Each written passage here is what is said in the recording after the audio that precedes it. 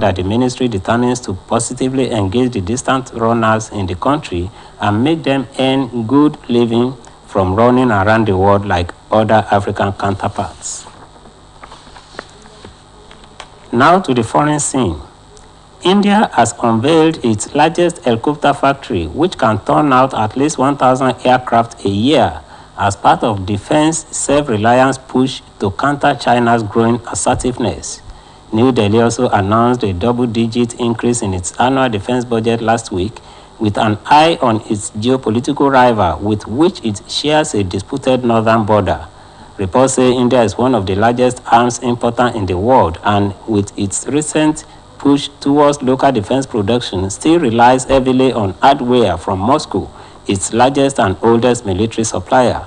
Prime Minister Narendra Modi said the new helicopter facility fulfills the government's pledge to gradually reduce India's dependence on foreign countries for its defense needs. He expressed happiness that hundreds of different weapons and defense systems, from modern assault rifles to tanks, aircraft carriers, helicopters, and transport aircraft, are now being made in India. The factory in southern Karnataka state was inaugurated only months after New Delhi unveiled its locally made attack helicopters designed for use in high-altitude areas such as the Himalayas.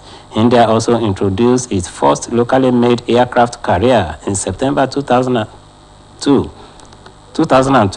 a significant step in its efforts to counter Beijing's growing presence in the Indian Ocean region. Still on the foreign scene, a New Zealand pilot has been taken hostage by separatist fighters in Indonesia's Papua region. Captain Philip Martins, aged 37, was taken after his plane carrying 5 passengers was attacked when it landed in the remote mountainous province of Nduga.